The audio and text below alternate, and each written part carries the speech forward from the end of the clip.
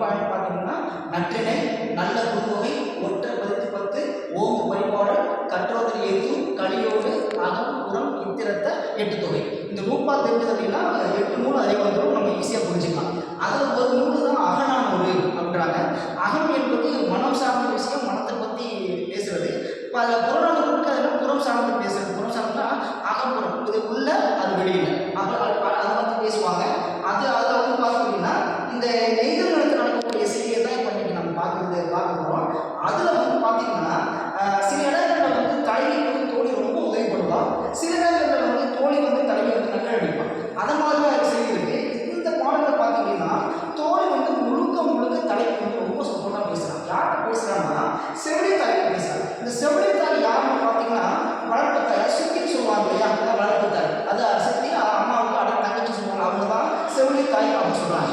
அப்புறம் அம்மாவை என்ன சொல்லுவாங்க, அதுக்கு ஒரு அம்மா நட்டாய் சொல்லுவாங்க. அம்மா வந்து நட்டாய் சொல்லுவாங்க, சித்தியை வந்து செவிலி தாய்ப்பாங்க. அப்போ செவிலி தாய்கிட்ட வந்து தன் தலைவி குற்றமற்றவள், அவள் நேர்மையானவள் அப்படின்னு அதோடு நிற்கிற பாட்டு தான் இந்த பாட்டுக்கு விளக்கம் வந்து சொல்கிறான். என்ன சொல்கிறான்னு பார்த்தீங்கன்னா ஒன்றும் இல்லை, முதல்ல என்ன சொல்கிறாங்கன்னா அவங்க கடற்கரைக்கு போகிறாங்க. கடற்கரையில் வந்து அவங்க வேடிக்கை பார்க்கலாம், தோழிகளோட விளையாடலாம் அப்படின்னு தலைவி தோழிகள் எல்லாம் போகிறாங்க.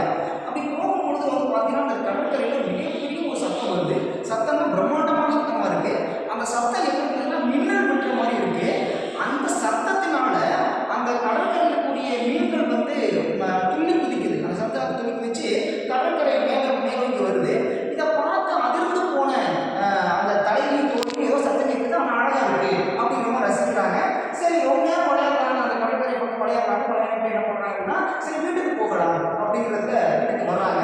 வர்ற வழியில் அந்த குதிரையோட அந்த தலைவன் ஒன்று உட்காந்துருக்கான். இந்த தலைவன் வந்து இந்த தலைவிக்கு யாருன்னு தெரியாது, இன்னும் பழக்கம் கிடையாது, அல்லது பார்க்க கிடையாது, பேச கிடையாது. அவன் அந்த பக்கம் பார்த்தா அந்த பக்கமாக தலைவன் உட்காந்துருக்கான், அந்த குதிரையோட சுகரோடு உட்காந்துருக்கான்.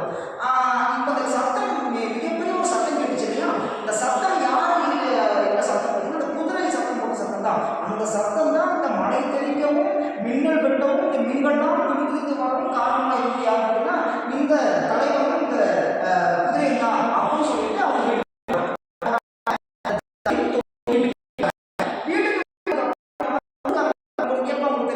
இந்த ஊர்ல வந்து ரெண்டா பேசுவாங்க.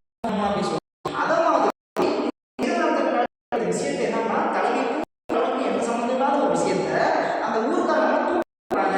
அந்த தலைவி ஏதோ சம்மந்தம் அப்படின்னு தூக்கி விடும் பொழுது செய்தி யாரு பார்க்க போகுதுன்னா அதை செவிலி தாய் போகுது. இப்படி போகும்போது யார்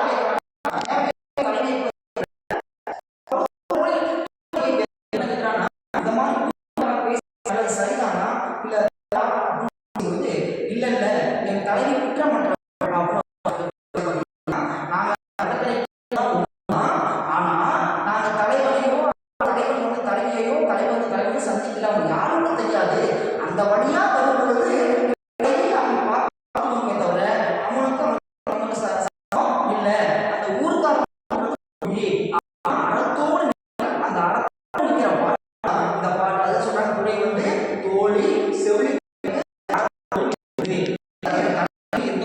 இல்ல விஷயத்த பதிவு